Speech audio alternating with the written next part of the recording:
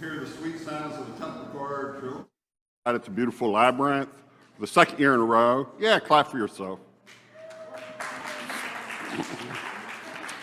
It's my honor to introduce an author, a voice of resilience and strength like no other, foster mother, I don't know, matron saint of the valley.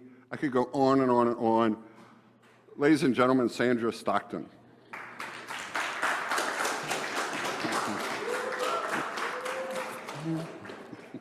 Yeah, I'm still going. I've been married 52 years to my husband back there trying to take my picture. But I wanted to talk about this book in particular. I'm actually talking to people who are 50 and over. If you're 50 and over, pay attention, okay? You know that three-fourths of the population probably in the United States is over 50 years old. So we have mostly seniors nowadays. So there may be you or someone you know, family member or friend, who has memory issues.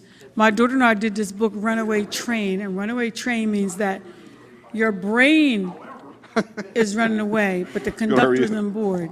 The conductor is you, the person who knows something's going on with your memory, but you can't do nothing about it, or you don't know what to do about it. So I'm saying that most people, when they first find out they have a problem, like, I went upstairs and you're like, oh, what did I come up here for? I know we've all done that. And you go, so now what did I come down here for? Then you go back and you trace your steps. My mom used to say, trace your steps. I trace my steps and try to figure that out. And sometimes I remember, sometimes I don't. And I'll remember later. But what I'm saying to you, on the first sign of you having little issues like that going on, do something, like Michelle Obama says. Do something. Don't let it go any further. So in our little book that I did with my daughter, has little things to help you, some things you can try to do to help yourself to not lose the memory that you have and keep it where it's at. My daughter, youngest daughter, was in a car accident. She was already on leave from her job from an injury. She's a teacher and a student injured her. Her job sent an Uber for her to come pick her up to go to work. This Uber driver came this day, was a different one that she hadn't seen before, and on the way taking her to work, he got in a crash with a police officer, and she got really hurt. So she was out of work for a little over 2 years with the memory issues.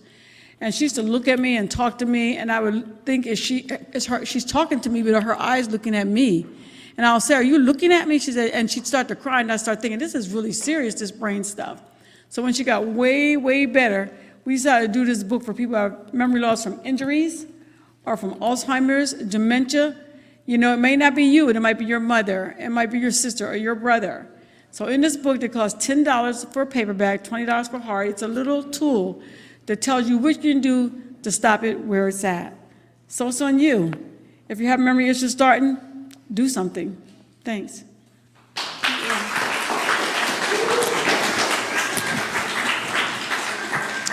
Thank you, Sandra. And you can buy, you have a trilogy, right?